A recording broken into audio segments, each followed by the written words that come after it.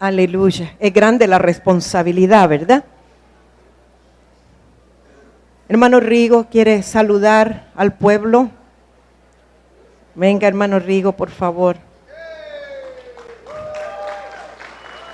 Tiene pueblo, ¿verdad?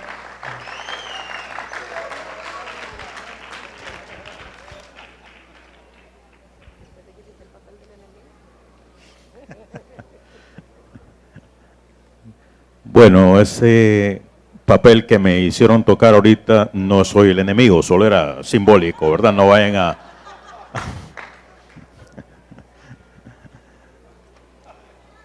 Saben, yo creo que a todos nos habló el Señor cuando estábamos exaltando a Dios. Y me acuerdo, yo estaba ahí sentado acordándome de cuando el profeta Juhani Sarinkumpu de Finlandia vino aquí por primera vez, y estoy hablando ya que cosa de más de 15 años. Y él dice que lo primero que él recibió cuando entró a Honduras fue que todo hondureño iba a ser temeroso de Dios. Y yo en aquellos entonces dije, ¿cómo Dios va a hacer eso? Dudando. Pero yo creo que ahora mis ojos lo ven y lo creen, mi mente, porque yo sé que se está dando y se va a dar.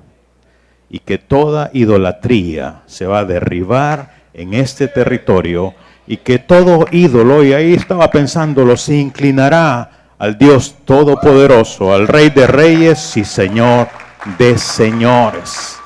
Yo lo creo y usted tiene que creerlo, porque se está dando y estamos así de verlo. Amén. Así que yo creo que el yugo de Dios se está poniendo en nosotros para seguir sus pasos. Y realmente, Pastora Rosy, yo lo estaba sintiendo ahí, de eso, de que el yugo de Dios se estaba poniendo en cada hondureño y estábamos siguiendo los pasos de Él. Los saludo, los bendigo y gracias, esposa mía, por ese privilegio que me dio. Aleluya.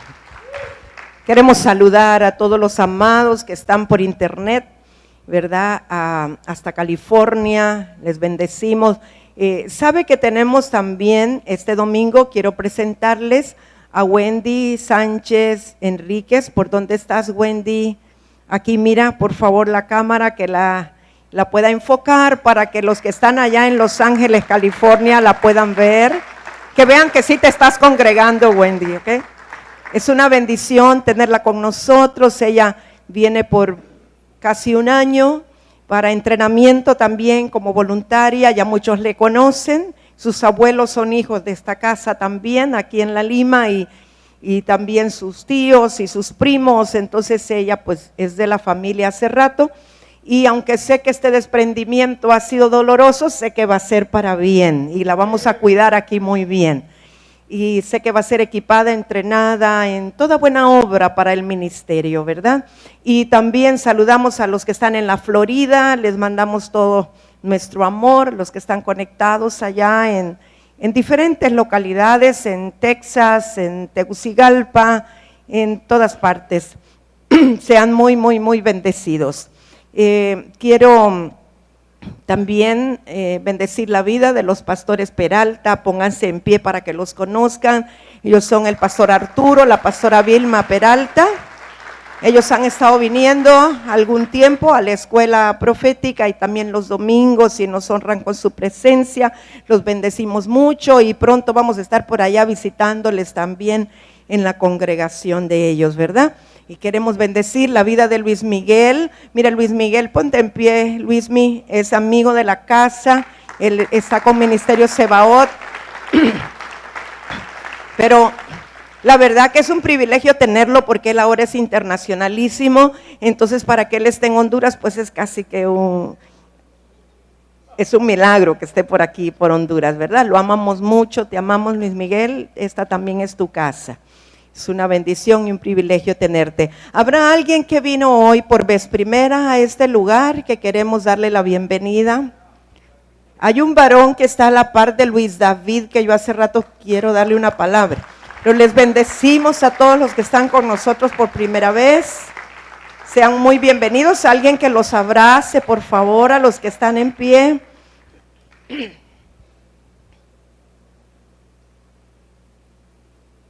¿Cuál es el nombre del varón de camisa roja? Carlos, ven Carlitos. Ni tan Carlitos, Carlotes, ven. Puedes levantar tus manos, quiero bendecir tu vida. Yo puedo ver que fuiste señalado desde el vientre de tu madre para servir al Señor. Y veo que aún hubo intentos del enemigo para llevarte por otros caminos, pero Dios, que ha tenido misericordia de ti, te ha atraído a las fuentes de las aguas. Yo declaro la verdad de Dios en tu corazón, en tu mente, en tu vida, y me atrevo a decirte que la palabra que hoy voy a compartir es por ti, porque Dios hace cosas interesantes. Te bendigo y declaro que la fuente del río de agua viva que está dentro de ti es activado para producir el fruto que Dios ha determinado desde que estabas en el vientre de tu madre. Seas bendito en el nombre de Jesús y apartado para la obra de Dios. Amén. Te bendigo. Aleluya. Qué lindo se ven ahí, parecen pajaritos en alambre. Están bien bonitos, fíjense. Pero pueden sentarse cómodamente en sus sillas. Gracias. ¿Verdad que sí estaban de foto, no? ¿Sabe? Para los que no nos conocen mucho, aquí somos normales, somos naturales. No hay mucho protocolo. No tenemos, sí, como dice, si fuera hermano Oscar, diría que somos naturalmente espirituales y espiritualmente naturales, pero ahorita hermano Oscar no está. Entonces aquí somos naturales, somos normales, somos medios chusma, ¿verdad? Ay, ya se me activan, solo se dice la palabra chusma y todos se empiezan a activar, ¿verdad? Como que tienen ahí un sensor interior que los hace identificarse. Aldito, te agradecería que le hagas un favor a mi voz, no está tan fea como se oye. ¿Cuántos se subieron aquí el domingo pasado? Bueno, el 85% así, más o menos, abuelo de pájaro. ¿Y recuerdan sobre qué hablamos o cuál fue el tema del domingo pasado? Vencer los temores. Hablamos acerca de los miedos o los temores, cómo vencerlos, renunciamos a ello. Y hoy voy a hablar en conexión con lo del domingo pasado, pero voy a tomar otro aspecto, aunque el temor o el miedo es una de las bases de lo que voy a hablar. Voy a enfatizar en el miedo o el temor al castigo, el miedo al castigo, que fue lo primero que se vio en el huerto del Edén.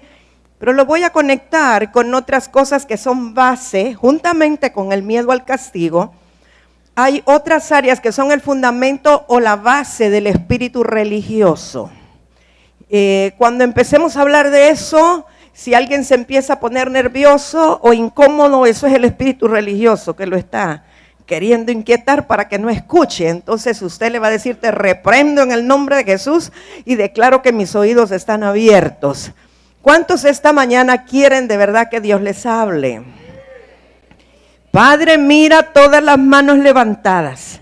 Por tu Espíritu Santo, Señor, creemos que este día, esta mañana, tendremos oídos abiertos para oír. Estaremos escuchando tu voz, aún la voz tuya que esté por detrás de las palabras, Señor, que tú hablarás a nuestro corazón y nuestro entendimiento será alumbrado para que podamos caminar en tu voluntad en el nombre de Jesús. Puede bajar su mano. Todos estamos claros y convencidos que la nación de Honduras está en un tiempo determinante y crítico, ¿verdad? Todos lo sabemos. No podemos mantenernos adormecidos, no podemos estar dormidos, necesitamos estar receptivos para saber cómo orar, en qué dirección orar, qué hacer y qué no hacer. La gente del reino necesita entender que lo que va a salvar a nuestra nación no es un color, no es un partido político, solamente el Señor lo puede hacer. Entonces, aun si usted en el pasado era nacionalista, era liberal, era libre, era lo que era, yo no sé, demócrata cristiano, lo que sea, o lo que ya no exista, usted necesita primero ser un hijo de Dios, un hijo del reino, antes que tener cualquier afiliación o cualquier color. Porque solamente con la perspectiva correcta, conectados al reino, conectados al corazón del Padre, nosotros vamos a poder percibir y discernir cuál tiene que ser nuestra actitud, cuál tiene que ser nuestra acción. Yo he oído hombres de Dios que en el pasado quizás fueron políticos y ahora en primer lugar son hombres de Dios antes de estar en la política, y dicen: yo, aunque soy o era de tal partido, yo considero que mi voto va a ser para tal persona. Yo pienso que eso es madurez, ¿verdad? Porque cuando Dios nos dirige, nos indica algo, no es que vamos a actuar conforme a un color, a una afiliación, sino que este es un tiempo para hacer lo que Dios nos diga que debemos hacer. Para nosotros poder escuchar la voz de Dios, para estar receptivos a la voz de Dios, para poder hacer lo que Él quiere que nosotros realmente hagamos, no podemos seguir siendo cristianos religiosos.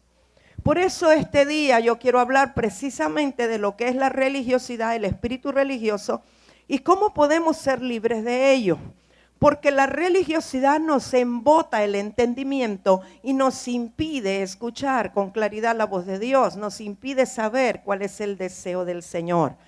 Y vamos a leer de nuevo Génesis 3, con lo cual comenzamos el domingo pasado, y quiero comenzar de allí para ligar o encadenar la enseñanza del domingo pasado con la de ahora. Génesis 3, voy a leer en primer lugar del verso 9 al 13, y recuerde que vamos a hablar del miedo, pero el miedo al castigo. Así es que Génesis 3:9 dice: mas Jehová Dios llamó al hombre y le dijo: ¿dónde estás tú? Y él respondió: oí tu voz en el huerto. Quiero que note que aunque el hombre ya había pecado, todavía oía la voz de Dios. Dice: oí tu voz en el huerto y tuve miedo, porque estaba desnudo y me escondí. Dios le dijo: ¿quién te enseñó que estabas desnudo? ¿Has comido del árbol que yo te mandé que no comieses? Y el hombre respondió: la mujer que me diste por compañera me dio del árbol y yo comí. Esas mujeres, qué terribles. Entonces Jehová Dios dijo a la mujer: ¿qué es lo que has hecho? Y dijo la mujer: la serpiente me engañó y comí. Quiero que veamos en base a esa escritura la condición del hombre en ese momento. Número 1, todavía oía la voz de Dios. Eso es importante. Número 2, por primera vez el ser humano experimentó miedo. ¿Pero miedo a qué? Al castigo de Dios. Ahora, ¿cuál fue la reacción inmediata de este hombre? Esconderse. Fíjese bien, cuando nosotros tenemos miedo al castigo, lo primero que hacemos es escondernos en lugar de exponernos. Entonces lo primero fue esconderse. Y luego Dios le dice: ¿quién te enseñó que estabas desnudo? Quiere decir que alguien le tenía que haber enseñado, porque antes estuvo desnudo todo el tiempo y no se dio cuenta. ¿Cómo es que estabas desnudo, no te diste cuenta y ahora te das cuenta que estás desnudo? ¿Quién te enseñó? ¿De dónde el hombre obtuvo ese conocimiento de que estaba desnudo? Del árbol de la ciencia del bien y del mal, ¿de acuerdo? Cuando él comió del árbol de la ciencia del bien y del mal, entonces tuvo conocimiento humano de que estaba desnudo. Quiero que ponga mucha atención a esto, porque hay una diferencia entre el conocimiento humano y la sabiduría divina. Así es que por eso Dios le dice: ¿quién te enseñó? Dios le está diciendo: yo nunca te dije, yo nunca te enseñé que estabas desnudo. Entonces, ¿quién te enseñó? Es que quiere decir que has comido del árbol que no tenías que comer, por eso es que lo sabes. Y luego le dice el Señor: seguramente comiste del árbol que yo te mandé que no comieras. Entonces aquí vemos desobediencia. Comiste de lo que yo no te permití comer. Y luego, cuando Dios le pregunta, él al decir yo no fui, fue la mujer que tú me diste, por primera vez el hombre está evadiendo responsabilidad. Es decir, no se hizo responsable, es que yo lo comí porque quise comerlo, porque yo no creo, aunque la mujer le dio a comer, no creo que lo agarró del cuello, le abrió la boca y le metió a la fuerza.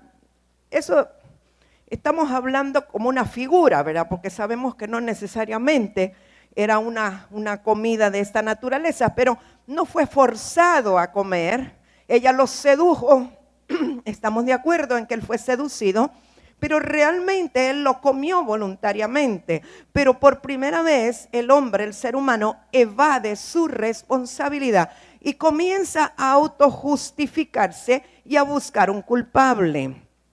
Y luego vemos que la iniciadora de este engaño fue la serpiente, porque cuando llaman a la mujer, dice que fue engañada por la serpiente. Entonces este es el cuadro que tenemos. La serpiente antigua, diablo o Satanás, inicia una trampa, inicia un trabajo para engañar a la mujer, para que la mujer seduzca al varón y que entonces ellos conozcan, se den cuenta que están desnudos y se salgan del propósito divino, que experimenten un sentimiento, una emoción, una reacción negativa como es el miedo, particularmente miedo al castigo, que comience a autojustificarse y que se esconda de la presencia del Señor. Estamos claros en cuál era el cuadro, ¿verdad? Quiero que regrese un poquito en Génesis 3, verso 6.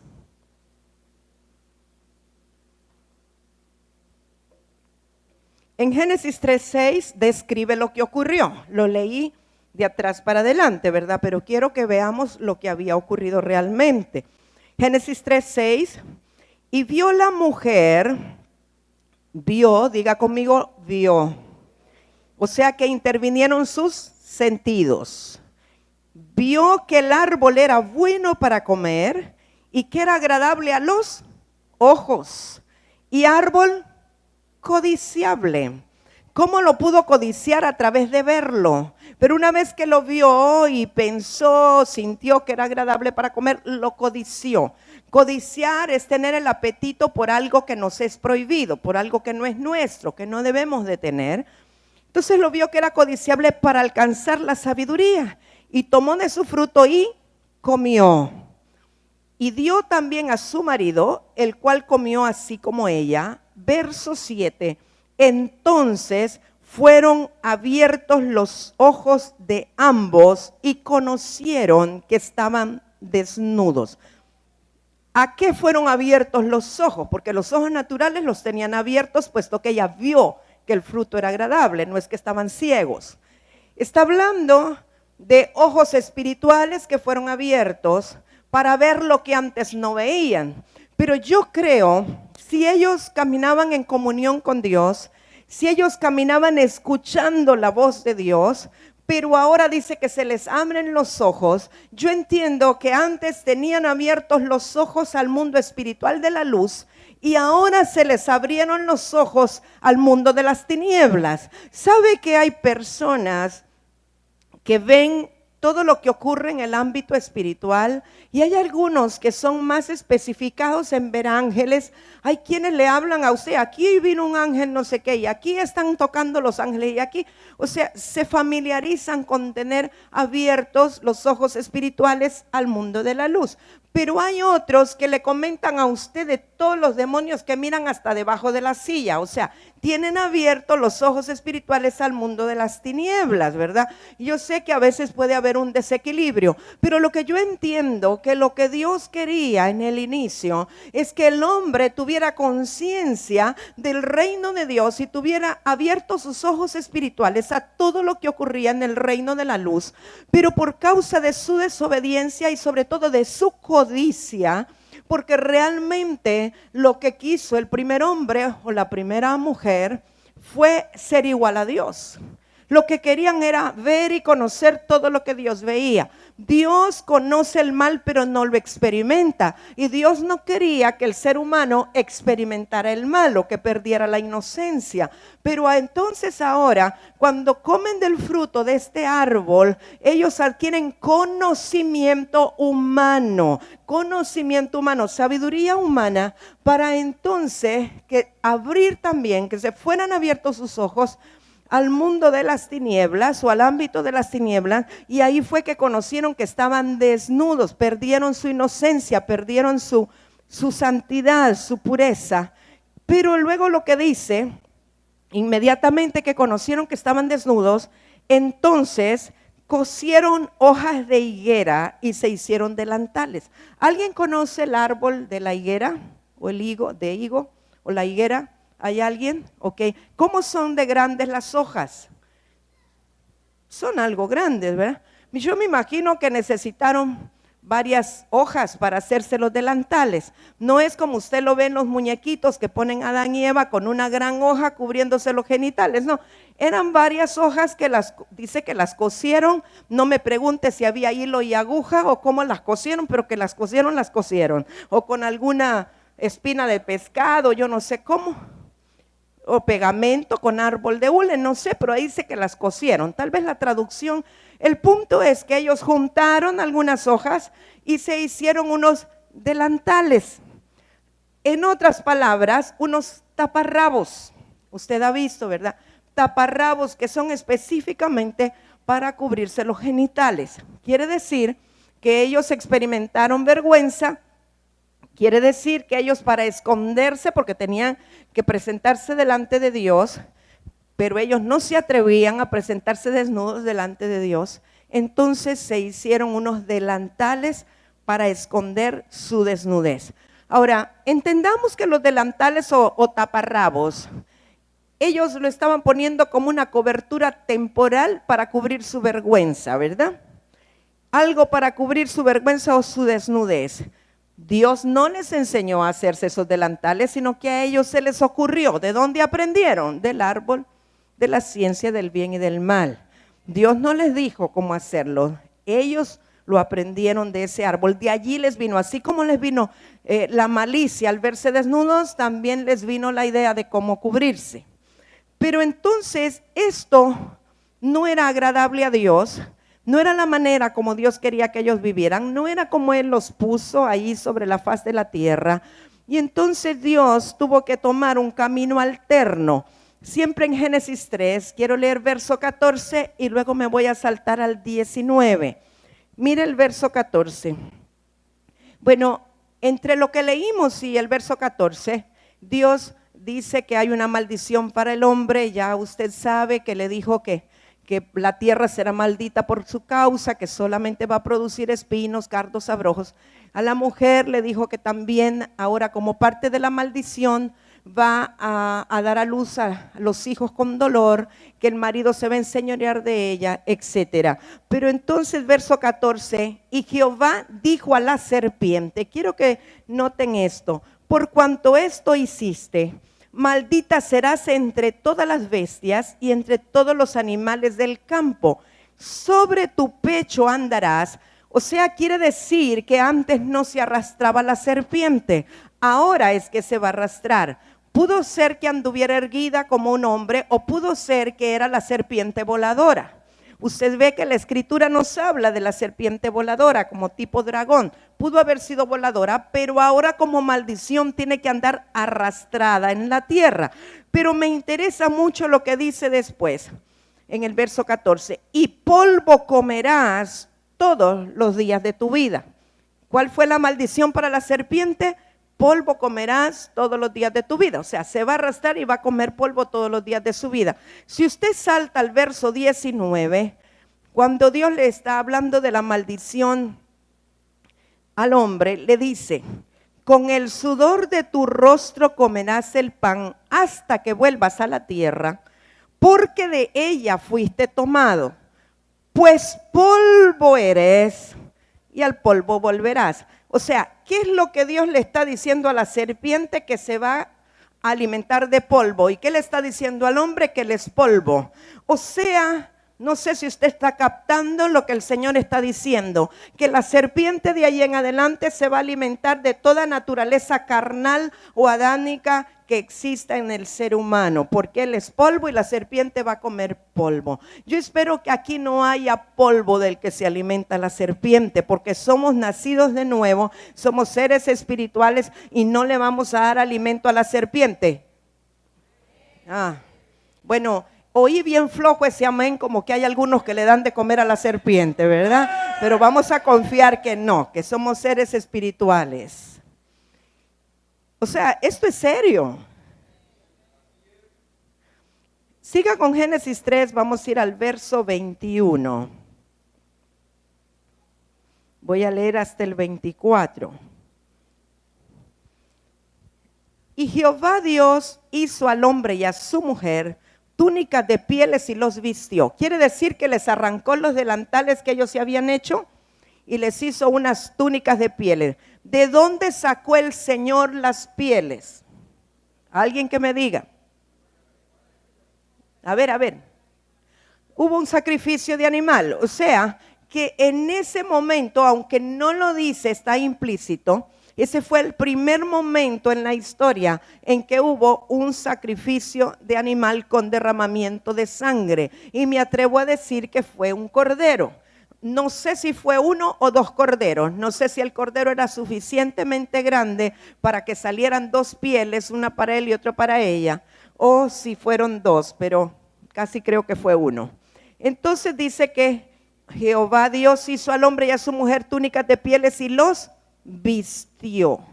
Porque ¿qué iba a pasar con las hojas de higuera, con los delantales en cuanto el sol estuviera fuerte? Se quemaban y se quedaban otra vez con las vergüenzas al aire, ¿verdad?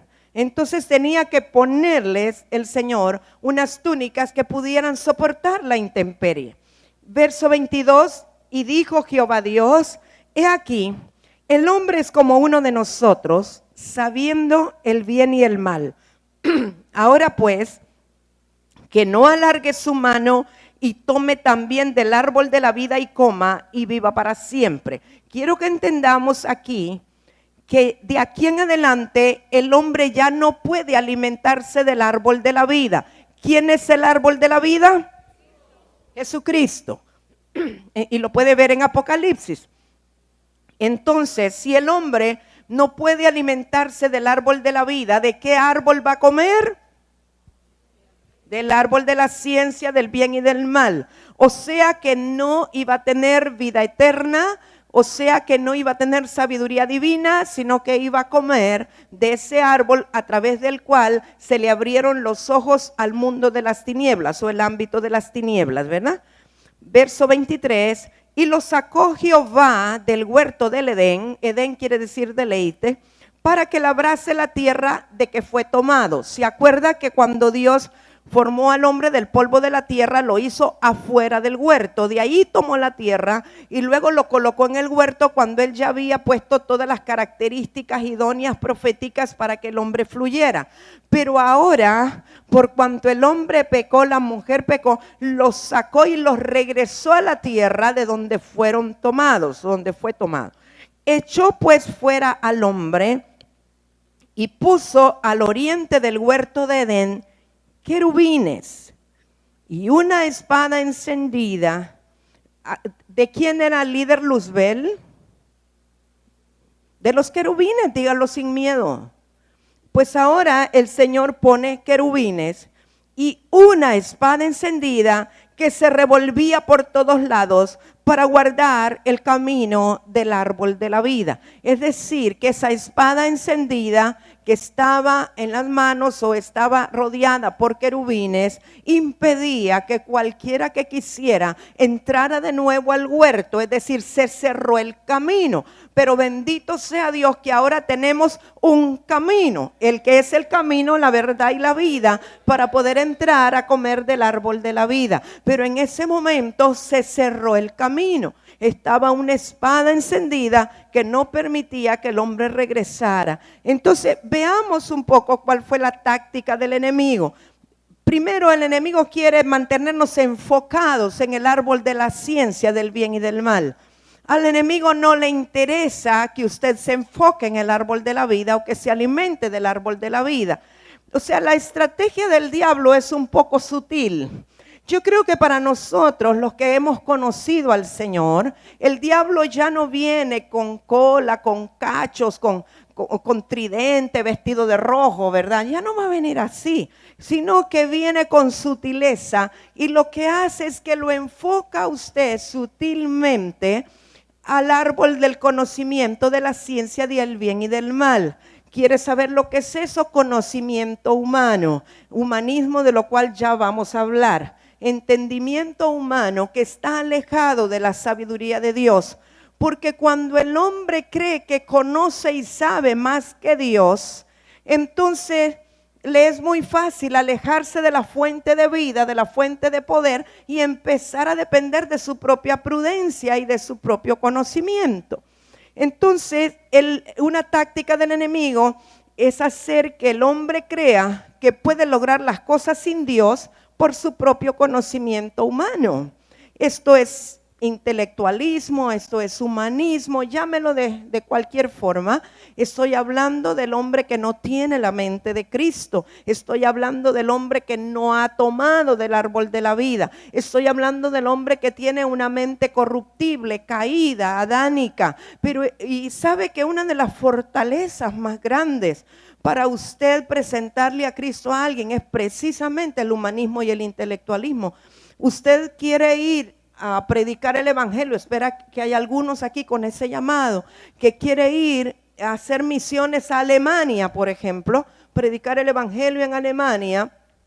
Mis respetos, la verdad que tiene que ir en la unción del Espíritu Santo y en el poder, porque están tan llenos de conocimiento humano, creen que han logrado todo, que no hay nada que los pueda convencer sino el poder de Dios.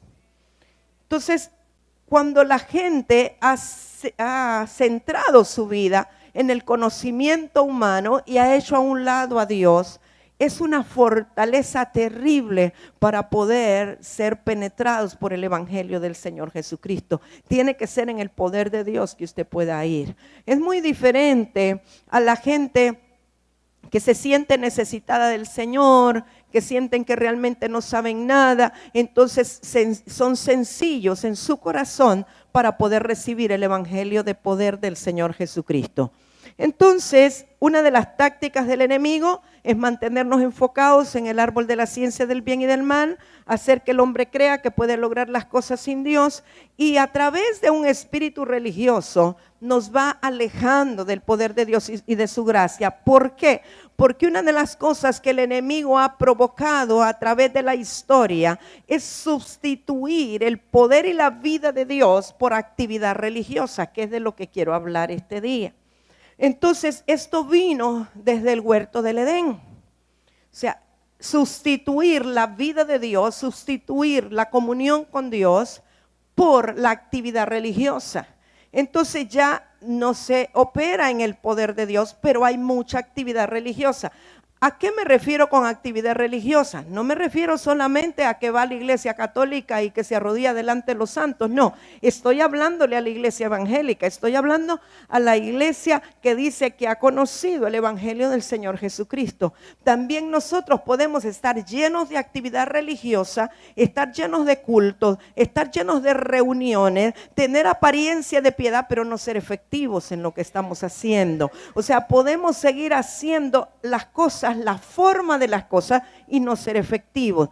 El sacerdote Elí, él seguía haciendo todos los sacrificios que se hacían en ese tiempo. Él conocía muy bien todos los oficios del templo, del tabernáculo. Y allí estaba Samuel aprendiendo cómo se hacían las cosas. Pero no era efectivo, la lámpara ya se iba a apagar. No había visión de Dios con frecuencia. No se escuchaba la voz de Dios. O sea que el ministerio de Elí se había vuelto totalmente religioso. Quizá en un tiempo fue efectivo, pero ahora era religioso. Al punto tal que lo único único que le quedaba era un celo por el Señor, que después vamos a ver que el celo por Dios es una manera de tapar nuestra conciencia cuando nos sentimos culpables, en lugar de aceptar la responsabilidad de que hemos dejado la intimidad con Dios y que y que ya somos inefectivos.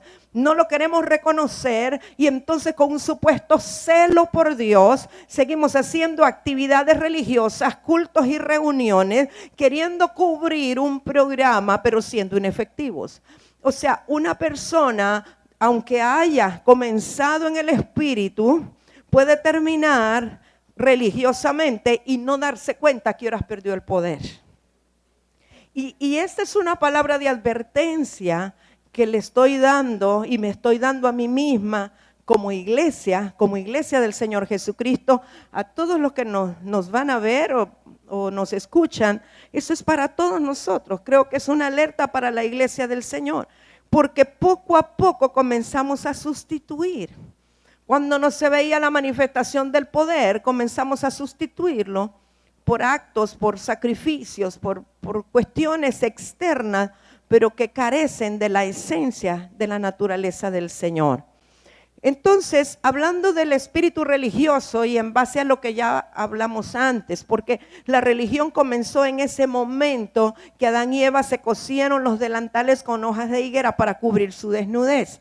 Ahí comenzó la religión. Ellos trataron a través de eso de cubrir su pecado, cubrir su iniquidad y presentarse delante de Dios de esa manera. Entonces allí inicia. Ahora, ¿cuál es el fundamento del espíritu religioso?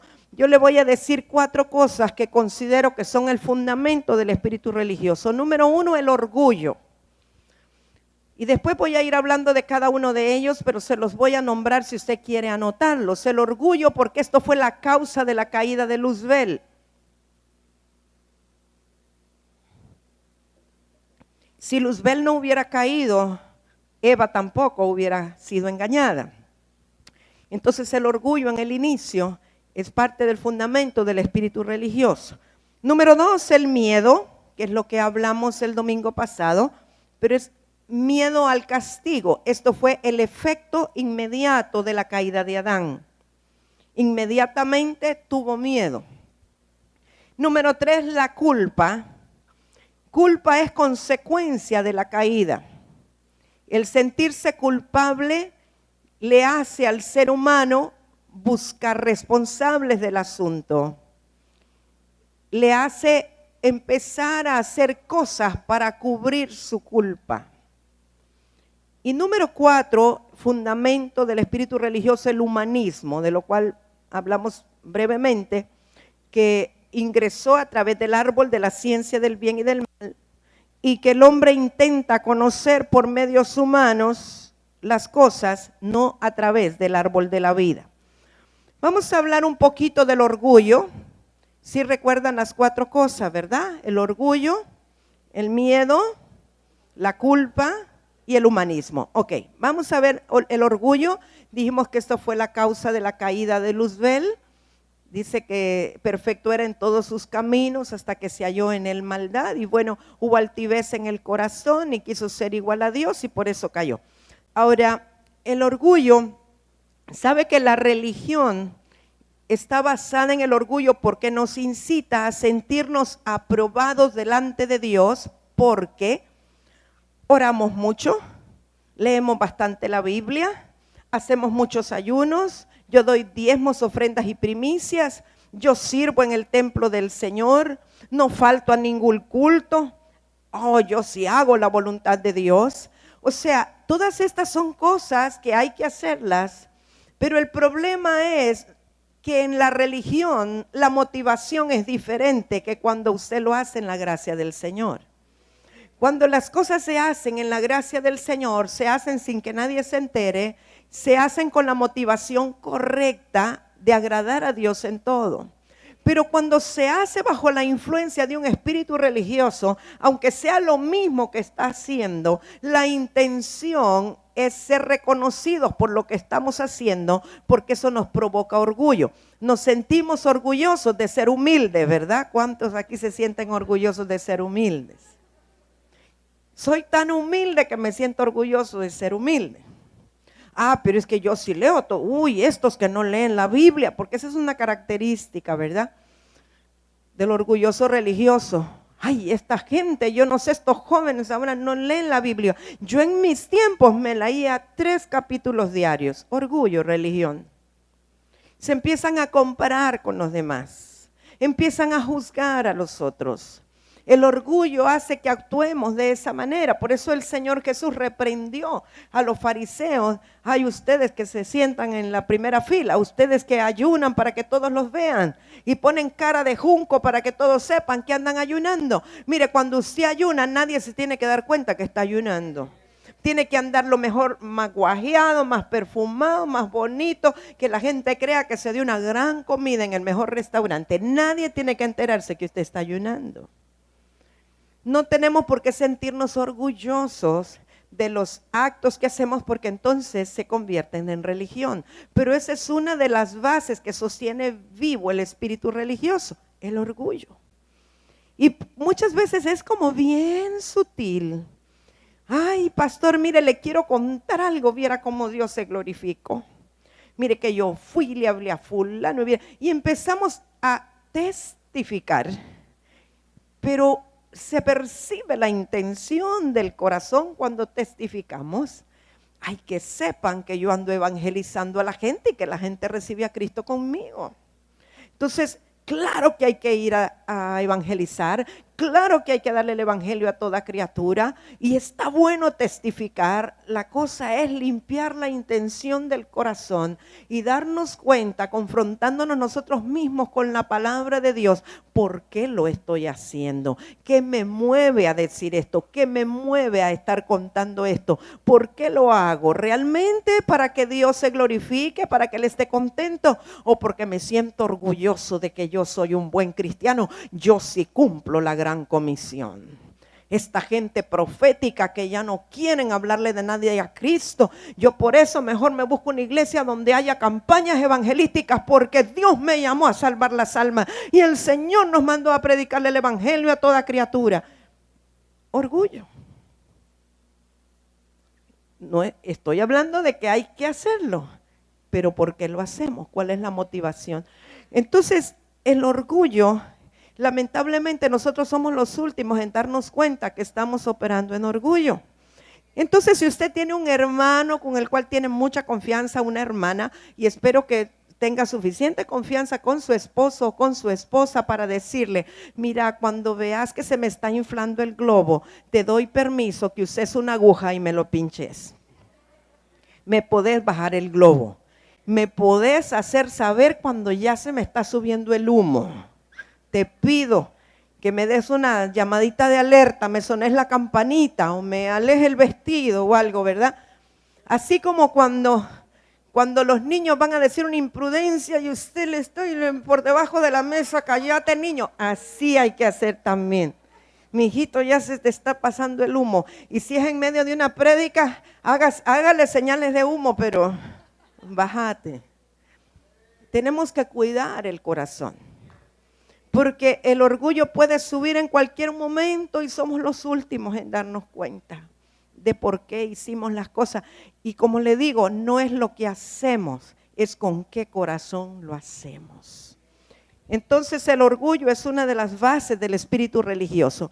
El miedo, que hablamos el domingo pasado del miedo, pero en esta ocasión estoy hablando del miedo al castigo, porque esa fue la primera forma de miedo o de temor, el temor a ser castigado por Dios. ¿Qué provoca ese miedo? Deseo de escondernos en lugar de exponernos.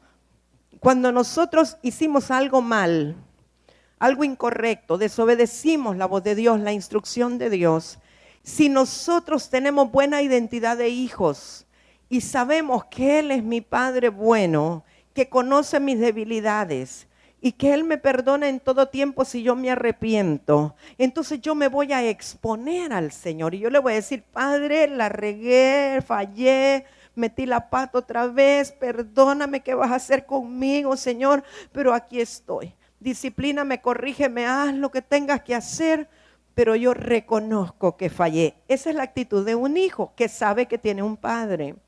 Pero cuando nosotros no tenemos esa identidad de hijos y no tenemos esa relación libre con el Padre, cuando fallamos, cuando no cumplimos la voluntad de Dios, cuando hacemos algo contrario, pecamos o la iniquidad salió a flor de piel y no tenemos la identidad de hijo, nos escondemos. En lugar de exponernos al Señor, nos escondemos. Ahora, ¿cómo es que uno se esconde? Religiosamente nos podemos esconder detrás de los delantales de higuera, o sea que podemos seguir aparentando piedad. Podemos seguir alabando al Señor, podemos seguir danzando, podemos seguir haciendo lo que estábamos haciendo, cubriendo o tratando de cubrir con eso la actitud del corazón. Pero también podemos escondernos en el sentido de que nos vamos alejando de la iglesia, no quiero que me vea el pastor, no quiero que se den cuenta. Después de que se sentaba en la primera fila, se va a la tercera, a la quinta, a la décima, después se salió de la puerta y ya no llegó, ya no está, lo quedamos buscando, ¿qué pasó? Entonces es una manera de escondernos, de no exponernos también, porque no queremos reconocer que realmente hemos fallado. Pero el que se esconde, el que evade, el que se va, es por miedo al castigo. Tanto miedo al castigo de parte de Dios como miedo a una disciplina humana, miedo a que le quiten los privilegios en la iglesia, etcétera. Entonces, cuando hacemos ese tipo de cosas para cubrir nuestras acciones, por miedo al castigo, estamos entrando en religión. Somos religiosos porque estamos cubriendo la verdad. La religión lo que hace es que le pone capitas de piedad encima a la maldad y no permite que la maldad salga. Por eso el Señor Jesús le decía a los fariseos: ustedes son sepulcros blanqueados, por fuera se ven bien blanquitos, pero por dentro tienen el muerto que hiede. O sea, dejen que se les salga toda la podredumbre. Por fuera parece que están haciendo las cosas bien, pero es pura religión, porque no lo hacen con un corazón de amor, no lo hacen con un corazón limpio, puro, sencillo. Y nosotros no necesariamente quizá vamos a hacer las cosas así como lo hacían los fariseos, pero hay otras formas modernas de cubrir nuestra podredumbre, ¿verdad? Lo tremendo con el miedo, y se los dije la semana pasada, que es una de las puertas abiertas para Satanás más grandes, ¿verdad? El enemigo nos puede controlar a través del miedo. Cuando uno tiene miedo al castigo del Señor, está denotando que no es un hijo de Dios, no está actuando como un hijo de Dios. Y entonces el enemigo vendrá para tentarle. Si en verdad eres hijo de Dios, ¿verdad? Como tentó a Jesús, con la diferencia que Jesús sí andaba como un hijo de Dios y pudo responder con la palabra y pudo vencer. Pero si nosotros tenemos esa debilidad, seremos tentados por el enemigo y esa es una puerta abierta. Ahora, el miedo pues es una muestra de la falta de identidad de hijos, el miedo al castigo del Señor o a la reprensión del Señor. Número 3 dijimos la culpa, ¿sí? ¿Cuántos alguna vez en su vida han experimentado culpa? A ver. Desde que éramos niños, ¿verdad? Yo creo que sentíamos culpa por muchas cosas. ¿Sabe que aún, no sé por qué siento decir esto, aún la actitud que nosotros como padres tengamos con nuestros niños pequeños, aún cuando todavía están usando pañales o pampers, si nosotros no tenemos la actitud correcta con ellos, ellos pueden sentirse hasta culpables de hacerse pipí en los pañales o de hacer pupú en los pañales. Y después puede ocasionarle otros problemas más serios. Siento que hay alguien aquí que necesita escuchar eso. Y después los niños tienen problemas de cistitis, de incontinencia urinaria, otro tipo de cosas que mojan la cama, etcétera. Y no sabemos de dónde viene, y es porque el niño sintió culpabilidad cuando al haberse mojado sus pañales, el papá o la mamá lo castigó, le dijo: niño cochino que no avisa, y entonces vino la culpa. Eso fue algo al margen porque creo que alguien lo necesita, y si ese es su caso, busque ayuda de los pastores después. Es su caso con su niño o con su niña. Entonces, la culpa es un sentimiento negativo que nos hace reaccionar incorrectamente ante la responsabilidad de una acción cometida. Es decir, nosotros hacemos cosas, a veces voluntaria o involuntariamente, y si las hicimos mal, las hicimos erróneamente, cuando nos damos cuenta que las hicimos mal, si nosotros estamos actuando en la gracia del Señor, en la libertad que debemos tener como hijos de Dios, no hay problema porque nos hacemos responsables, pedimos perdón y corregimos. Pero cuando no tenemos una buena identidad de hijos y no confiamos plenamente en Dios como Padre, entonces por miedo al castigo no vamos a exponer la maldad de nuestro corazón, no vamos a confesar lo que hicimos mal, y cada vez que nos guardamos eso y no lo confesamos y no pedimos perdón y no nos arrepentimos y no enmendamos, lo que viene es más culpa. ¿Sí me explico? Entonces todo aquello malo que hemos hecho, que está retenido, que no lo confesamos, que no nos arrepentimos, que no fuimos delante del Padre como hijos, provoca culpa y más culpa. Y entonces la culpa o la culpabilidad lo que hace es que nos mueve a nosotros a tomar acciones que traten de compensar la culpa. ¿Sabe qué será la situación del sacerdote Elí? Sus hijos estaban prostituidos, estaban haciendo desórdenes en el templo con las prostitutas del templo. Elí sabía, porque conocía la ley de Dios, sabía que su actitud como padre y como sacerdote no era la correcta, pero como no tenía el carácter y la autoridad para corregir a sus hijos por causa de la culpa, entonces él seguía haciendo sacrificios al Señor y tenía un vivo celo por el Señor, al punto tal que cuando le dijeron que el arca del pacto había sido llevada, se cayó, se desnucó, se murió. O sea, el celo era tan fuerte, pero era para cubrir la culpa que él llevaba y era permisivo con sus hijos. Entonces él actuaba por culpa o por culpabilidad. Muchas veces nosotros con nuestros hijos, cuando quizás los hemos corregido o les hemos privado de algo y después si fuimos muy groseros, muy duros y se nos pasó la mano, después nos sentimos culpables. Y en lugar de ir y decir, hijo, perdóname, se me pasó la mano, fui muy grosero, pero te amo, perdóname, hijo, y pedirle perdón al Señor, nos quedamos callados, no reconocemos nuestra falta, sino que empezamos a tratar de enmendar las cosas por la culpa. Entonces ya después como que no pasó nada, vení, te voy a llevar a McDonald's hoy, tratando de compensar por la culpa. Sí me capta. Y lo mismo es en el Señor y en la vida en el Señor. Es como que la gente, yo sé que aquí no hay, y tampoco los que están por internet. Eso es para los que algún día van a ver el video, cuando hay personas que no diezman a Dios. Y entonces dentro tienen la culpa porque saben que hay que hacerlo, saben que es parte de lo que Dios espera como padre que se haga, pero no lo hacemos, por una u otra razón, por olvido, por lo que sea, no lo hacemos. Y entonces vivimos en culpa, pero no lo confesamos como pecado, no nos arrepentimos, sino que por causa de la culpa lo tratamos de cubrir con otras cosas. Entonces, bueno, va a haber una construcción de algo, yo voy a ofrendar tal cosa. Y entonces queremos dar para compensar, o yo voy a pagarle tal cosa, o lo voy a invitar a comer a un restaurante. Pero realmente sabe que ese tipo de cosas para cubrir la conciencia o cubrir la culpa, yo digo que las ofrendas sin haber diezmado es como alguien que usa adornos sin el vestido abajo. Así lo veo yo. Los adornos son para el vestido.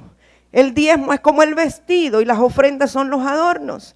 Pero si usted no diezma y quiere dar ofrendas generosas, solo andan los adornos y no anda el vestido abajo. O sea, le sonará muy radical, pero con eso creo que el Señor le va a hablar.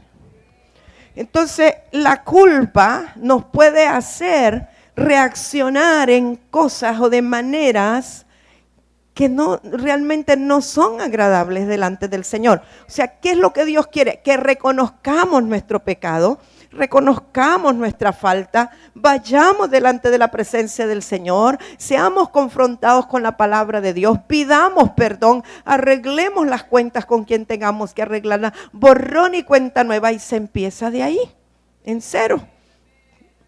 Y hay muchas áreas en nuestra vida que pueden estar dominadas por la culpa.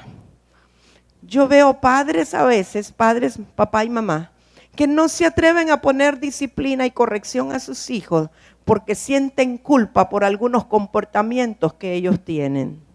Entonces necesitamos ser libres de la culpa, porque eso no es nada que nos ayuda para vivir en la gracia del Señor.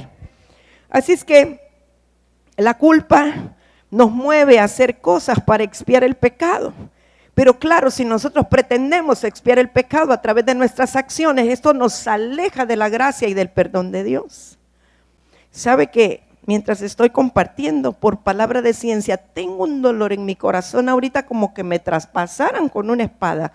Porque sé que Dios está removiendo cosas en los corazones y yo espero en Dios que pueda haber una respuesta a su palabra. La culpa nos insta a hacer sacrificios para Dios, como dar dinero para obras sociales, para tratar de cubrir nuestras faltas. La culpa produce un celo interior, como le dije, ¿verdad? En un intento de cubrir nuestros fracasos. Cuando la motivación para servir a Dios es la culpa, ignoramos la gracia de Dios. Sabe que la culpa nos impide darnos cuenta que estamos perdonados por el Señor. Yo le puedo hablar de esto con autoridad. Cuando yo vine al Señor, yo entré en una culpabilidad tan grande por todo lo que era, lo que había hecho, lo que dejé de hacer. Y era una culpabilidad tan grande que cada vez que yo estaba en la presencia del Señor o en una reunión, yo lloraba, no podía salir de eso. Y todo, Señor, ¿por qué? ¿Por qué me permitiste? ¿Por qué hice? ¿Por qué tal cosa? ¿Por qué? Y era una cosa tremenda de culpa y no podía disfrutar la presencia del Señor. Y yo recuerdo que una de las cosas que le decía en medio de la culpa era, ¿por qué no te conocí antes, Señor? Si yo te hubiera conocido antes, no hubiera hecho esto, no hubiera hecho lo otro. Y la culpa era tan grande hasta que el Espíritu de Dios un día me habló y me dijo, yo nunca llego ni antes ni después, yo llego en el momento exacto y oportuno. Bendito sea el Señor. ¿Sabe que eso me liberó tanto? Me trajo tanta liberación para poder sacar la culpa y poder entrar confiadamente al trono de la gracia. Porque la gente que vive bajo culpa no puede entrar al trono de la gracia, no puede recibir del Señor el oportuno socorro. No importa lo que tú hiciste antes de venir al Señor, la sangre de Cristo es suficiente y poderosa para limpiarte. No importa lo que hiciste el día de ayer, si hoy tú estás arrepentido genuinamente delante del Señor, si quiebras tu corazón delante de Él, Él es fiel y justo para perdonarte y para darte una nueva oportunidad. Sabe, yo percibo que hay personas acá, muchas con culpa, con culpabilidad, hombres que han sido adúlteros y mujeres también, y que nunca lo confesaron y viven bajo un manto de culpa y no les es permitido. O no pueden, ellos mismos no pueden entrar a la presencia del Señor. No podemos seguir cargando con eso porque eso es religión. Tratando de hacer cosas para cubrir cuando lo que necesitamos es ir a las autoridades, confesar y ser ministrados para poder recibir la gracia y el perdón de Dios. ¿Sabe? Para salir de la culpa, la única manera es experimentar la paternidad de Dios. Porque si no lo hacemos, no nos sentimos perdonados, pero también la culpa nos deja estancados espiritualmente, porque en culpa usted no puede avanzar en el conocimiento del Señor, sino que todo es religión a su alrededor, todo es falso, porque no hay una transparencia. Y bueno, la otra o la cuarta base era el humanismo, ¿verdad? Lo que hablamos. Quiero decir que el humanismo es el enemigo mortal de la revelación divina. Así como lo oye, mortal, y si quiere póngalo con M mayúscula. Es el enemigo más grande de la revelación divina. El humanismo impide que la gente pueda conocer la gracia del Señor. El humanismo se presenta en forma de idealismo. La gente idealista, con idealismo humano normalmente son humanistas. O sea, la apariencia es buscar las normas más elevadas en Dios, es decir, buscan la iglesia perfecta, los cantores perfectos, los músicos perfectos, todo tiene que ser perfecto, bajo la excusa es que es para el Señor. Pero en realidad el corazón es un corazón idealista basado en el humanismo, porque sabe que Dios busca madurez y nos busca que estemos en el camino de la perfección, pero no nos demanda ser perfectos todavía. O sea, cuando Él dice quiero que seas perfecto, está hablando quiero que seas maduro. Y eso lo que quiere decir quiero que seas responsable de tus actos, que conozcas en dónde estás, hacia dónde vas y que camines de acuerdo a la palabra.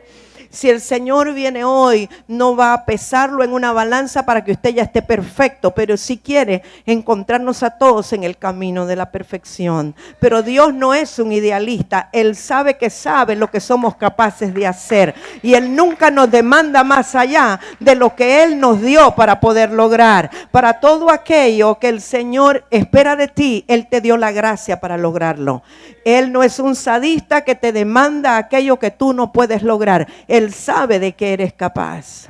Y un problema con los religiosos y los humanistas es que quieren demandar de las demás personas lo que ellos no pueden lograr porque Dios no se los demanda. O sea, los humanistas idealistas creen que son más buenos que Dios, creen que son más perfectos que Dios y que pueden aconsejar a Dios. Y sabe que eso es una cosa bien seria. El perfeccionismo es algo tan serio porque es que tiene una apariencia como que fuera de Dios. Es que para Dios lo mejor, porque para Dios hay que ser excelentes, pero hay que ver con qué motivación, con qué intención, de qué manera, hasta dónde nosotros demandamos, qué tan misericordiosos somos, qué tan flexibles somos. ¿O es que desechamos a aquellos que creemos que no tienen la capacidad? Porque nosotros idealistamente, humanistamente, podemos hacer lo que hizo Hitler, ¿verdad? Y decir, este no, este no, este no, este sí, este sí. Me voy a rodear de un liderazgo de gente que tenga todas las cualidades. Quiero uno que sea puntual, uno que tenga buena letra, que tenga buena ortografía, que haga que todo lo que yo le diga me obedezca, que esto, que esto, que esto. Nos quedaremos sin gente. ¿Cómo lo buscará el Señor? ¿Cómo nos buscará el Señor? Porque si ya estuviéramos a ese nivel, ¿qué hacemos aquí en la tierra, verdad? Ya hubiéramos volado. Pero precisamente todos estamos siendo procesados. Todos estamos siendo madurados, todos estamos siendo tratados por el Señor. Unos de una manera, otros de otra manera, unos en un área, unos encogiendo, otros aflojando. Pero no tenemos nosotros la autoridad de pasar la balanza o de pasar el nivel o la plomada, porque eso solo al Señor le corresponde. Aún la Escritura dice, no juzguemos nada antes de tiempo.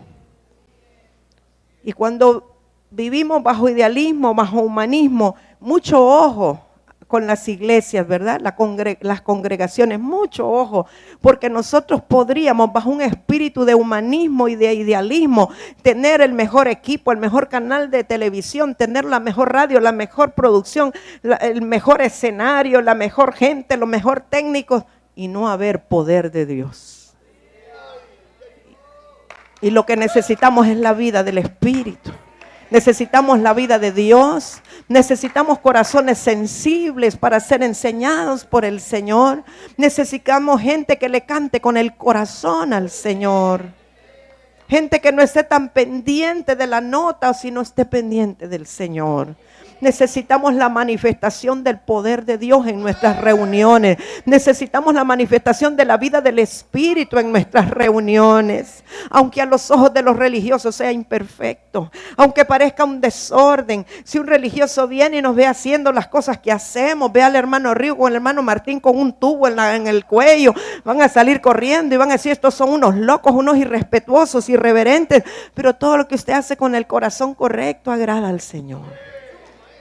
Pero necesitamos estar conectados con el corazón de Dios para salirnos de todos los esquemas religiosos en que nos hemos metido o el enemigo nos ha metido. Esos que buscan las iglesias perfectas, cuando creen que la encontraron, la arruinaron cuando ellos llegaron. No la hay. En el cielo quizás la vamos a tener, pero aquí abajo no hay ninguna. Está conformado de gente que unos cojean de un lado, otros de otro, pero todavía ahí vamos, unos con otros, ayudándonos para ser como un cuerpo, ser agradables al Señor. Amén. Yo quiero mencionarle así brevemente algunas características del espíritu religioso, a ver si usted lo identifica. Con el espíritu religioso, la vida de esta gente en el Señor se fundamenta en el celo por Dios, no en el amor de Dios hacia nosotros, sino cuánto celo tengo yo por Dios. Yo quiero hacer esto por el Señor. Y no estamos fundamentados en que Él me amó primero, me ama tanto el Señor. Me siento tan amada por Dios que darle toda mi vida es nada. Pero no lo hago para pagarle, porque yo jamás podría pagarle lo que Él hizo por mí. Ni lo hago para ser aceptado por Él, porque Él ya me aceptó antes de que yo hiciera nada bueno.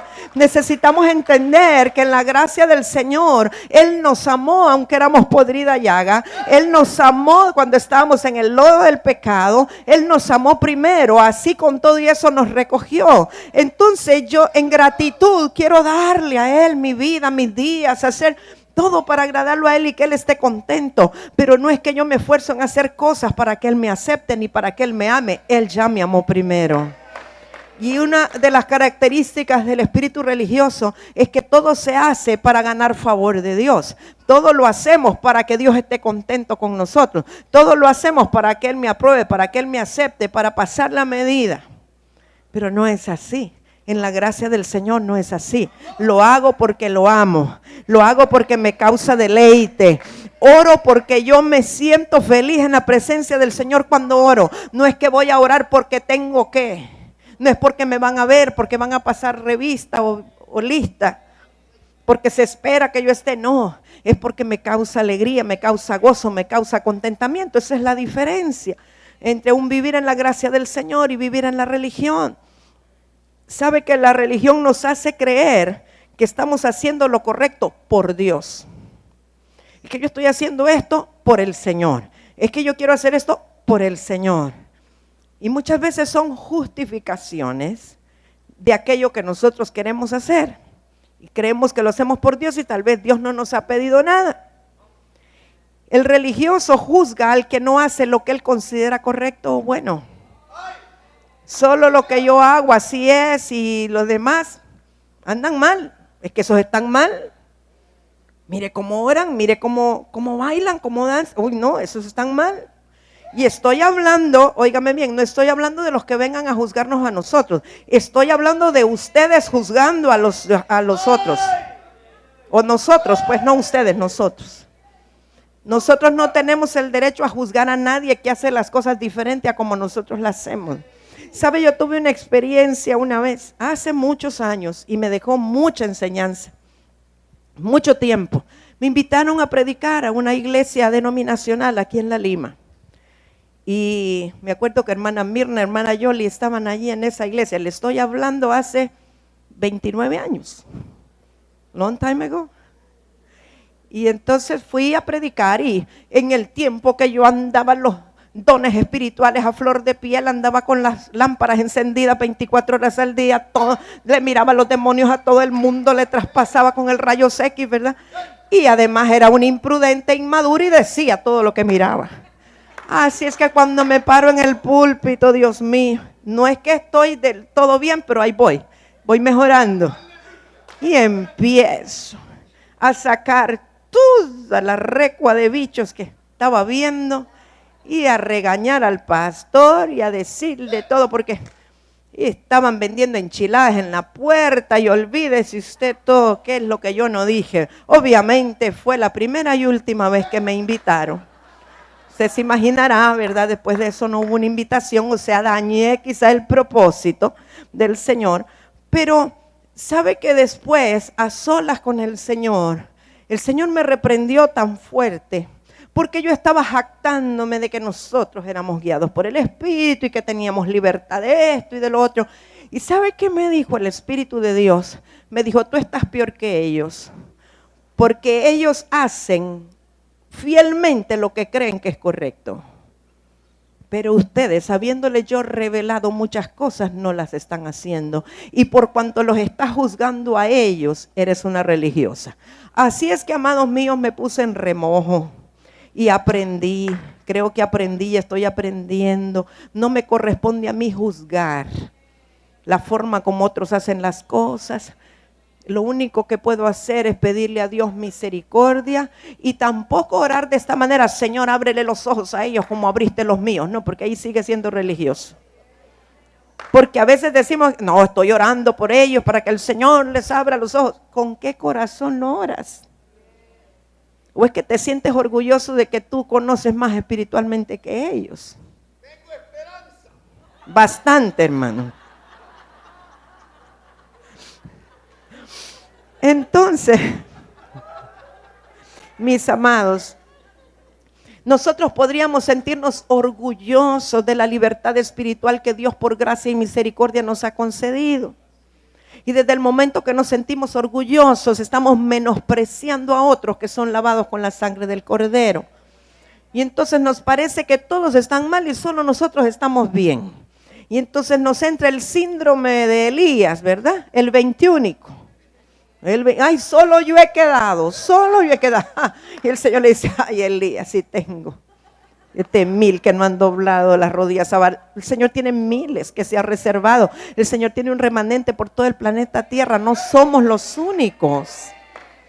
Por su misericordia nos ha abierto los ojos y somos hasta desobedientes que habiendo conocido más, no hacemos a la medida de la revelación que tenemos. Y al que mucho se le ha dado, mucho se le demandará. Y entre más revelación el Señor nos imparte, más responsables somos de caminar de acuerdo a su revelación. Así que el Padre cuando ve el corazón con que las personas hacen las cosas. Él no juzga por lo externo, Él mira el corazón con que lo hacemos. Y aún nosotros proféticamente podemos hacer las cosas con orgullo y con altivez, menospreciando a los demás. Líbrenos el Señor de eso, porque entonces, aunque digamos ser proféticos, nos volvemos religiosos. O sea que el Señor tiene que limpiarnos de ese espíritu elitista que a veces tenemos. Es que somos los únicos con un ministerio apostólico profético en la ciudad. Pues la demanda va a ser bien fuerte. Entonces que el Señor nos libre y nos guarde, ¿verdad?, de esa levadura también, amados. El espíritu religioso nubla y ciega el entendimiento y el discernimiento. No nos permite ver cosas nuevas que Dios quiere mostrarnos, que para Él son eternas, pero para nosotros pueden ser nuevas. Y a veces nos oponemos porque creemos que eso no entra o no calza dentro de lo que consideramos nosotros que es profético. Le voy a poner un ejemplo muy sencillo. Hemos crecido proféticamente viendo predicadores espontáneos o palabra profética espontánea, ¿verdad? Que el Espíritu de Dios lo da en el momento.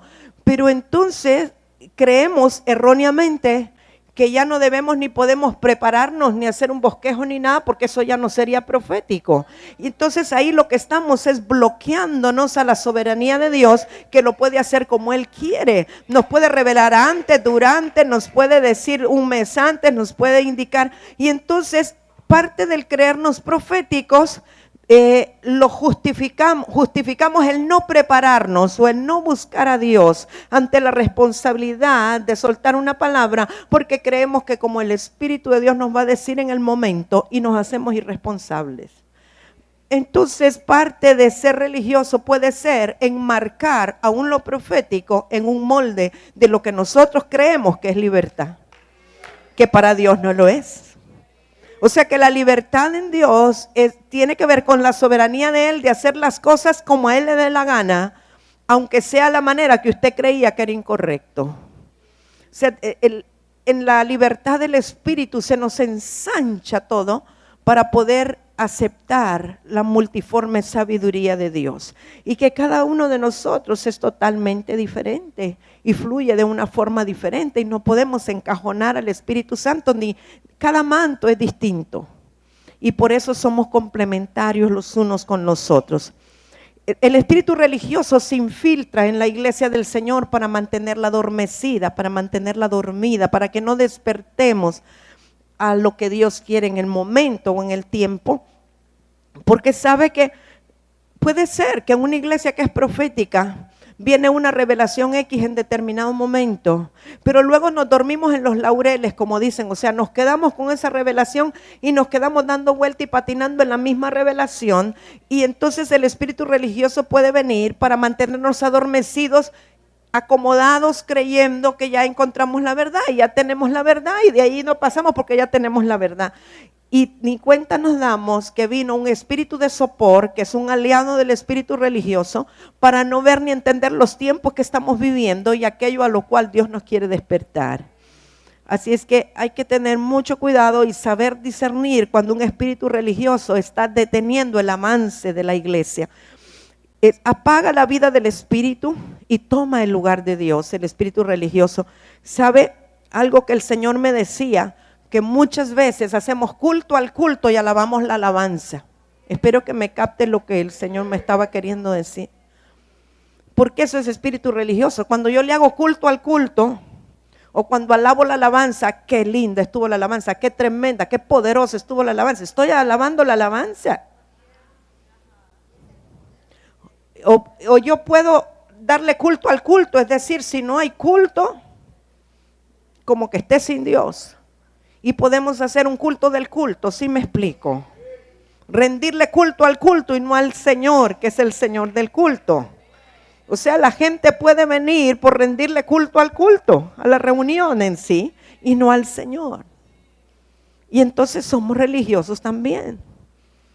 Eso es bien tremendo. Ahora, ¿qué hacemos entonces para salirnos de esto, verdad, amados? Porque ¿cuántos aquí Dios nos ha hablado ahorita y creemos que sí estamos medios embarraditos con el espíritu religioso? O unos bien metidos, ¿verdad? Y tenemos que salir porque Dios es misericordioso y quiere sacarnos de este asunto. Porque la palabra es para confrontarnos, pero para limpiarnos. Porque Dios nos ama y es misericordioso y Él quiere que nosotros cada vez, ¿verdad?, seamos responsables de responder a la palabra y que vayamos avanzando, aún despertar en aquello que no sabíamos, que estábamos adormecidos. Entonces, lo primero para salir es reconocerlo, reconocer que necesitamos ser libres. Ninguna persona que es del planeta Tierra, yo sé que aquí todos somos extraterrestres, somos bidimensionales, ¿verdad? Pero todos los que hemos nacido en la tierra, nadie puede alegar que no es religioso en mayor o menor grado, porque todos tenemos naturaleza adámica y aunque somos seres espirituales, estamos batallando todavía con las cosas del alma, con las cosas de la carne. Así es que todos tenemos algo de qué ser libres. Ahora, el nuevo nacimiento, el nacer de nuevo nos permite ver bajo el Espíritu Santo cuáles son las áreas donde necesitamos ser libres, porque de pronto unos son una área y otros son otra área, ¿verdad? Ahora, cuando nosotros lo reconocemos, no debemos seguirlo cubriendo. Tenemos que sacar aquellas áreas que entendemos que necesitan ser liberadas. ¿Y cómo lo hacemos? En primer lugar, hay que exponernos a la palabra del Señor, porque sabe que nosotros vamos siendo transformados en aquello que nosotros nos confrontamos. La palabra del Señor es nuestro espejo y cuando somos confrontados por ese espejo, vamos madurando en la gloria del Señor. Una cosa importante es que necesitamos renunciar a la autojustificación. Es decir, ya no seguir cubriendo, es que fue fulano, es que fue tal cosa, es que yo no fui, no, esa no era mi intención. Cuando usted es redarguido o aún una autoridad le confronta con algo, no se autojustifique, sino que dele al Señor el beneficio de que le escudriñe el corazón y ver si realmente había iniquidad o maldad, ¿verdad? No autojustificarnos, reconocer las iniquidades, los pecados y las rebeliones. Para ser libres necesitamos asegurar nuestra comunión limpia con Dios a través de su Espíritu Santo, amados. Alejados de Él nada podemos hacer. Tenemos que revisar si realmente estamos manteniendo la comunión con el Señor a través del Espíritu Santo, porque Él es el único que nos puede alumbrar el entendimiento y mostrarnos las áreas que necesitan ser limpiadas. Debemos de afianzar nuestra condición de hijos a Padre, al Padre Dios, ver si realmente estamos caminando en la casa del Señor como verdaderos hijos. Estoy seguro, segura de que Él es mi Padre, seguro que nada me va a pasar, seguro que no voy a perder esta salvación tan grande. Estoy seguro de que Él me ama, aunque yo falle, Él me sigue amando. Y esa seguridad de que Él es un Padre bueno nos ayudará a salir de esa condición de religiosidad. Revisar nuestros conceptos a la luz de la palabra, porque muchas veces nosotros hemos juzgado a otros por acciones que ellos tienen y lo juzgamos como pecado cuando tal vez a la luz de la palabra no lo es, sino que son conceptos culturales, cosas preconcebidas que tenemos, que consideramos que esto sí, esto no, pero a veces es un gusto personal. No necesariamente es que Dios condena algo, sino que sencillamente a mí no me gusta, o yo aprendí hace 30 años que eso no era bueno y sigo pensando así, no le he dado cabida que el Espíritu Santo me muestre. Y podemos entonces convertirnos en religiosos por juzgar a otros creyendo que es pecado, ¿verdad? Y pueden ser cosas sencillas como que alguien coma cerdo, coma chancho, y que no, porque no hay que comer chancho, porque la palabra dice en el antiguo pacto, pero en el nuevo pacto no. Y que por qué come camarón, y que por qué, etcétera. Puede ser una serie de cosas, o que por qué no se pone velo, que si se pone velo, que si por qué se pone pantalones, no se pone pantalones. Una serie de cosas, y estas son como visibles, pero hay otras que no son tan visibles, que están en el corazón, y que nosotros podemos juzgarlas como actitudes incorrectas en alguien más, pero que si le permitimos al Espíritu Santo que nos alumbre, nos daremos cuenta que muchas son sencillamente prejuicios nuestros y que no todo lo que nosotros creemos que es pecado lo es para el Señor. Amén. Solo hermana Yonita se alegra conmigo. Santo. Bueno, aprender a depender del Espíritu Santo, estar conscientes de lo que hemos de ser antes de lo que debemos hacer. Es muy importante que nosotros seamos lo que Dios quiere que seamos, y entonces de una manera natural vamos a hacer lo que está de antemano preparado para que nosotros hagamos. Y confirmar, por último y lo más importante, es que confirmemos las motivaciones del corazón en todas las acciones de nuestra vida. Que si la motivación siempre es provocarle gozo al Señor, para que Él diga, este es mi hijo amado en el cual yo encuentro contentamiento. Él me provoca gozo, me provoca deleite, me provoca alegría. Yo quiero preguntarle, o que usted se pregunte, porque no me va a responder, sino que quiero que usted se pregunte, ¿siente usted, cree usted que usted con su vida, con sus acciones le provoca alegría al Señor? ¿Le provoca contentamiento al Señor? Medítelo por un momentito. Las cosas que yo hago le causan gozo al Señor. ¿Está alegre? ¿Está contento Él conmigo? ¿Cómo ve usted al Padre con usted? Que le da una palmadita, le dice, bien hecho, hijo mío. Y le dice, ay, mi hijo en el cual yo me gozo. ¿Cómo se siente? ¿Cómo siente usted respecto a sus cosas? Y no es para que entre en culpabilidad, porque ahorita vamos a renunciar a la culpabilidad, ¿verdad? Porque puede ser que por falta de una relación correcta de paternidad, también nunca creamos estar agradando a Dios. No estoy hablando de eso, ¿verdad? Estoy hablando que la motivación de nuestro corazón para hacer lo que hacemos tiene que ser siempre producirle contentamiento al Señor. Si el Señor está agradado, todos los que son hijos de Dios también se van a agradar juntamente con Él. Usted no tiene que preocuparse tanto de agradar a las personas, tiene que preocuparse de agradar al Señor, porque cuando usted agrade al Señor, va a agradar a las personas que aman al Señor. ¿Sí? Me explico. Pero para agradar al Señor usted necesita conocer la naturaleza del Señor, saber qué piensa, cómo es mi papá, cómo siente, cómo piensa, qué le gusta, qué no le gusta. Y entonces va a estar agradado, ¿verdad? ¿Cuántos aquí están enamorados o enamoradas? Nadie quiere levantar la mano, no se quieren dar color. Hoy, y los casados creen que es pecado estar enamorados de su esposa, que no levantan la mano. ¿Qué les pasó? Están enamorados, ok. Ok, entonces, usted, su comportamiento es para agradar a su esposo o a su esposa o a su enamorado o a su amada, ¿sí o no? No. ¿Ah? Claro que sí, dice el hermano Martín. Entonces, si usted está dirigido a que hace las cosas para agradar a su esposo, a su esposa, porque muchas personas pretenden agradar al ser amado a la manera que a ellos les gusta, y ese es egocentrismo, ¿verdad? Por ejemplo, usted le va a comprar un regalo y usted está pensando en lo que a mí me gustaría verle, pero no está pensando en lo que a ella le gustaría ponerse. Entonces eso es egocentrismo, ¿sí o no? Ay, a mí me gusta el color azul, entonces le voy a comprar a ella un vestido color azul. Y ella dice, yo azul, nada, a mí me gusta el rojo o el verde. Bueno. Lo mismo es con el Señor.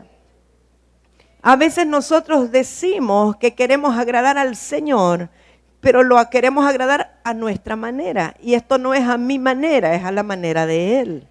Si realmente yo lo amo sobre todas las cosas, yo quiero hacer las cosas que a Él le agradan. ¿Cómo saber lo que a Él le agrada? Usted tiene un libro de pasta negra o café, no sé qué color, las Sagradas Escrituras, o lo tiene en su celular o donde quiera que usted lo tenga, en su iPad, etcétera. Allí está lo que define la naturaleza del Señor y las cosas que a Él le agradan. Entonces hay estatutos, hay normas, hay preceptos, y si usted lo hace para agradarlo a Él, con el corazón sincero y genuino para agradarlo a Él, usted puede sentirse libre de religiosidad, porque usted está haciendo las cosas con una motivación correcta y con un corazón sencillo, ¿verdad que sí? Bueno, yo le pido que se ponga en pie un momentito. Vamos a orar.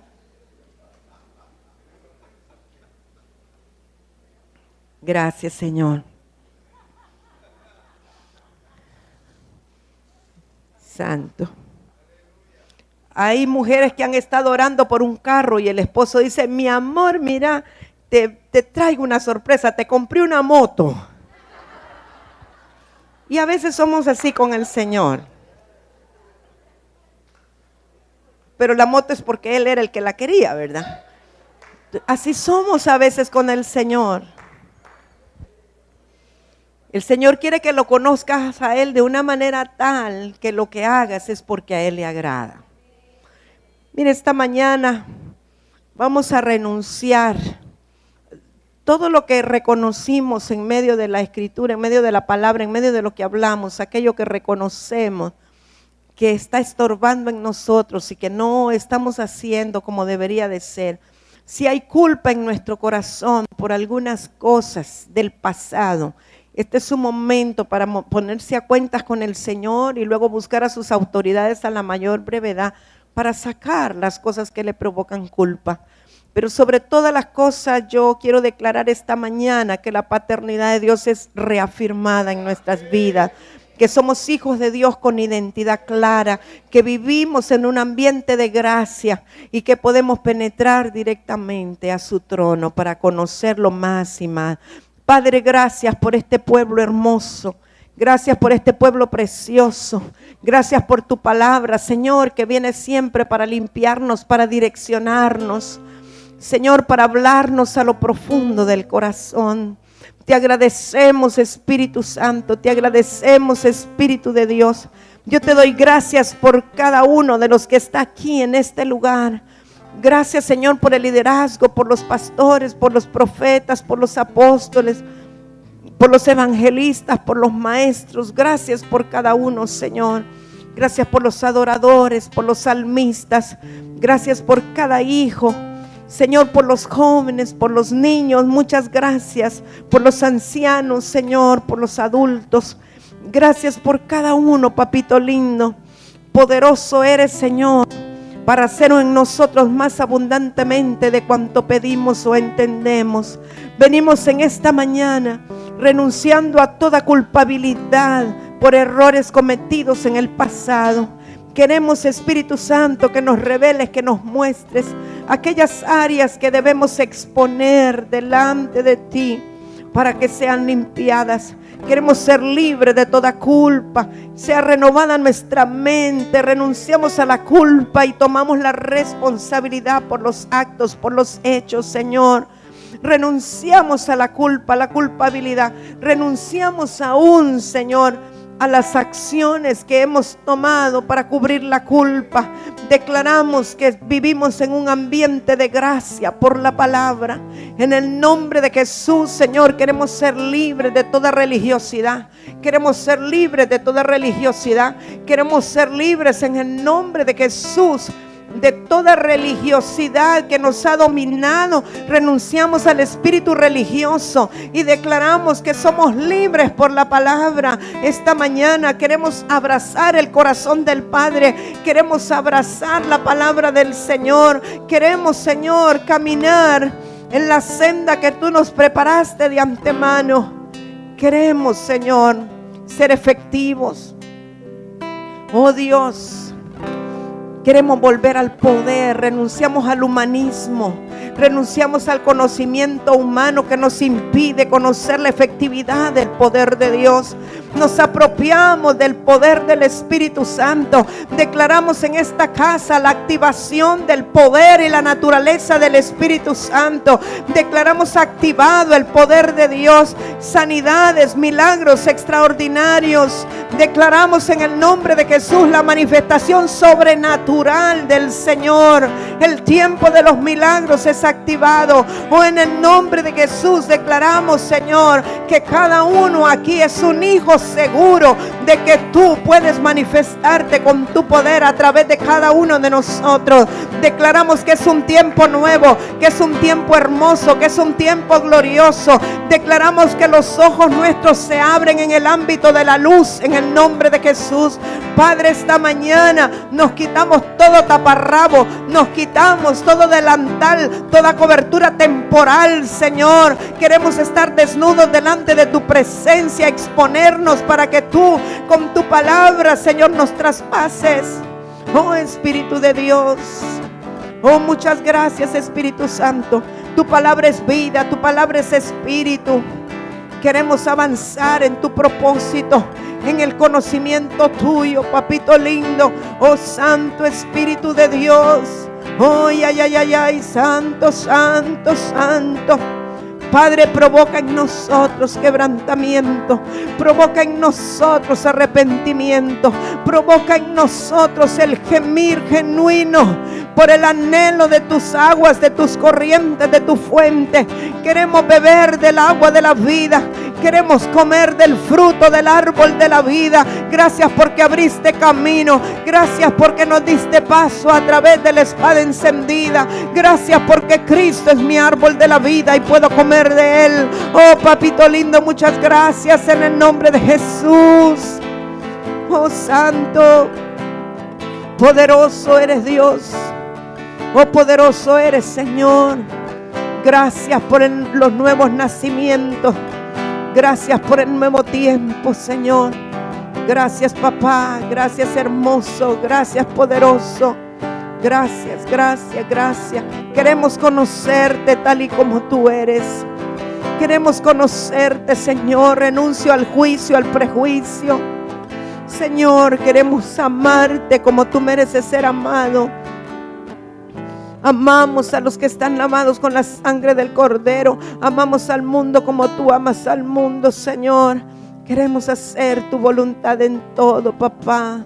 Quítanos toda apariencia de piedad. Quítanos toda mano de pintura y mete tu mano, Señor, para tratar con lo profundo de nuestro corazón.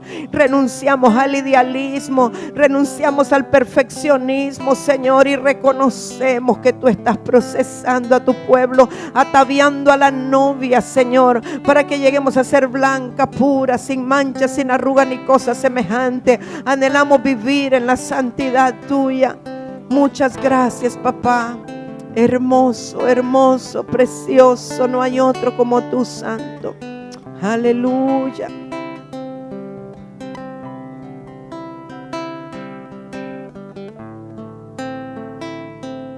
Aleluya.